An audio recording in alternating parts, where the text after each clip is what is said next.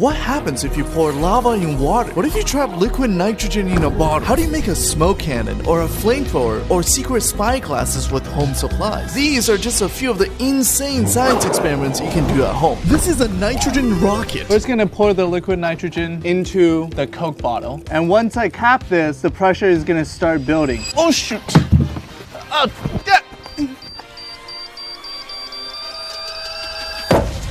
Oh my gosh, that's so tall. I didn't know it was chill like that. This is a whoosh bottle experiment, and you can easily do it at home. All you need is some big jugulars, rubbing alcohol, and a lighter. Pour in your alcohol. What we want to do is just swoosh it around until it fully coats a jug. And we can pour out the rest. The alcohol evaporates and mixes with the air inside, so now it's extremely flammable. Now that's a whoosh! These are secret spy glasses, and it's really easy to make. Grab an old LCD screen and cut off the top polarizing layer. Then there will be left a nasty layer of glue that you need to scrape off. Now when you turn on the monitor, all you'll see is white. To reveal the image, simply place a polarizing layer over the screen. Now attach this polarizing layer to some frames, and you have secret spy glasses.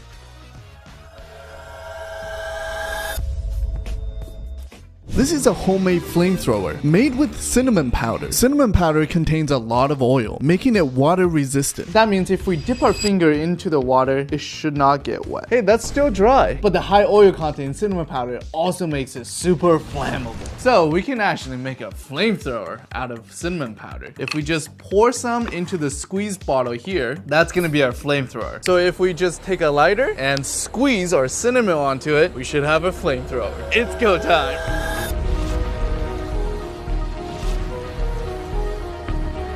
Oh, yeah. You can splice DNA at home, and it's really easy to do. First, grab a big, blackened, girthy banana. I need to get this banana DNA so I can grow a new one because mine is too small. Put the bits into a Ziploc bag and beat your banana until it's smooth. We need to make the extraction liquid by mixing warm water, salt, and dish soap together. Now, pour your extraction liquid into the banana sack and let it sit for 10 minutes. Next, use a funnel and a coffee filter to filter out your creamy banana juice. Now we can add rubbing alcohol to separate out the DNA. You'll start to see 3 different layers. At the bottom is the banana, the middle is the alcohol, and the cloudy white stuff at the top is your DNA. Now you can pick this up, look at it, play with it. Now I can grow a real banana. What happens if you pour nitrogen in water? We have our liquid nitrogen here, negative 320 degrees. Anything it touches, it will instantly freeze. Oh, this is a broccoli. Oh, this is a bread. Yummy. We are now pouring the liquid nitrogen into the pool. This will create a massive smoke effect.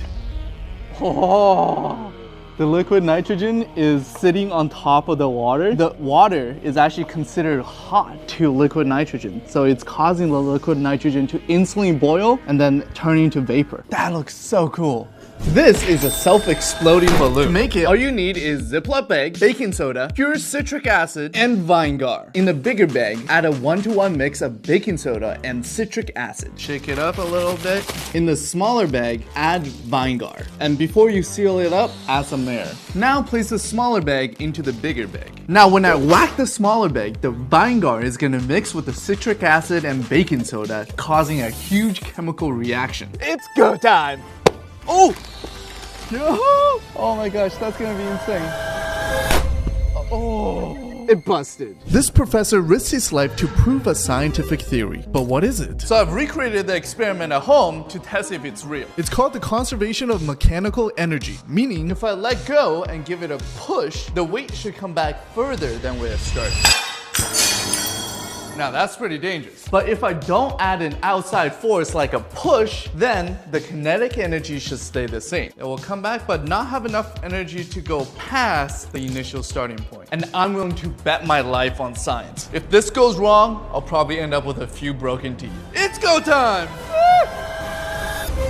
Oh, science! This is a magnetic foil ball, and it's really easy to make. Steal a large piece of aluminum from your mom's drawer. Then wave a a magnet over dirt to get iron filings, which you will use to fill the center of the ball. Scrunch up your aluminum ball, roll it up, beat your ball hard until it's round and smooth, and use some sandpaper to smooth it out. Now you have a ball of steel. Let's see how magnetic it really is. You can use some regular magnets to guide it around. Now let's try a super magnet. It's go down. Now it moves around even faster, and you can play catch. Got it! How are these liquids floating on each other and not mixing? Let's recreate this experiment and find out. At the bottom, we have maple syrup because I'm Canadian. In the middle, we'll have water. And at the top, we'll add oil. No matter what, these liquids won't mix because they have different densities. To show you the different densities, if we drop a nut, it will sink all the way to the bottom because it's heavier than oil, water, and syrup. But if we drop a grape, it will stay in the middle layer because it's less dense than syrup. And if we drop a bottle cap, it will float on top of the water. And lastly, if we drop a sponge, it will float right on top because it's the least dense. And after all that, we can see the difference in density between all the liquids and the objects. This is a real-life laser beam. While it looks like something out of Star Wars, it's really easy to simulate. So here's the setup. We have a 5 milliwatt laser. In front of it is a fan that we're able to control the speed of. And in order to see everything properly, we had to fog up the place with a fog machine. Believe it or not, this is not special effects. It's all done in camera, only because we have a perfect match between the shutter speed, the laser, and the fan speed. So now it looks like the laser beam is going through my hand. This chemical reaction looks like magic. There's no editing trick. It's purely a kinetic reaction. To make it at home, first pour 120 milliliters of water into a container. Crush your vitamin C into a fine powder. Then measure out 500 milligrams and mix it with your water.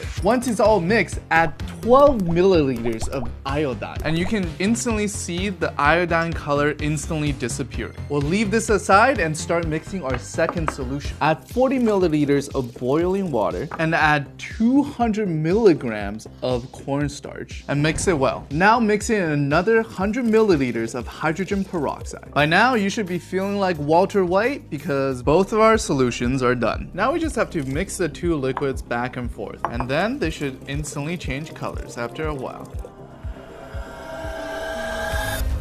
Whoa! This is a homemade lava lamp. All you need is baking soda, Vinegar, vegetable oil, food coloring, a tall cup, and a flashlight. First, feed thick spoons of baking soda into the cup. This is what will power our lamp. Next step is to oil up and fill up the entire cup with oil. Now in a separate glass, mix Vinegar with some food coloring. Once we pour in our Vinegar, it should start to power the lava lamp. This works because the Vinegar is reacting with baking soda, which is making the liquid bubble and circulate. Ooh, so cute. This is a homemade smoke cannon. Smoke rings look cool, but smoking is bad. So here's how to blow smoke rings safely. First, cut a water bottle near the top, since it's more solid than the squishy bottom. Next, cut off the top of a balloon. Stretch it out real good. So now you can easily wrap it around the bottle. To make smoke, put a few matches on a piece of foil and roll it up with a pencil. Fold the top of the foil and take the pencil out. So when you light the tip, smoke can only escape from one side. Our bottle is now filled with smoke. Tap the back to make smoke rings. This is instant snow. To make it, all you need is distilled water and sodium polyacrylate, which is found in diapers. This material can absorb 800 times its own weight in liquid. And when you add some water, it forms a snow-like structure. Now let's try on a bigger scale with more sodium polyacrylate. Oh my gosh! It's starting to look a lot like Christmas. I feel like Elsa. it's time to experiment with something new. We got Cook Unity. This is something new you gotta try. It's the first chef-to-you meal delivery service. They have over 70 chefs that cook all types of cuisines, from Italian to Indian. Each week, you can select from 7 different dietary filters, including vegan, paleo, and gluten-free. Meals are delivered fresh, never frozen. This is a medium steak. You usually don't get that in pre-prepared meals. And the menu rotates every week, so there's always something new to try. Subscriptions are super flexible. You can pause, skip weeks, or cancel anytime. Some meals I got this week are Mission-style chicken burrito by Jose Garces, adobo flank steak by Ainat Admoni, and the meatballs with Parmesan polenta by Ludbo Lefebvre. The steak one's definitely my favorite. I love how fresh and tender the meat tastes. I love Cook Unity because all the meals are made from whole food. And the meals are cheaper than if you order takeout. If you want to try a box for yourself, go to cookunity.com/halfago50 or click the link in the description and use halfago50 at checkout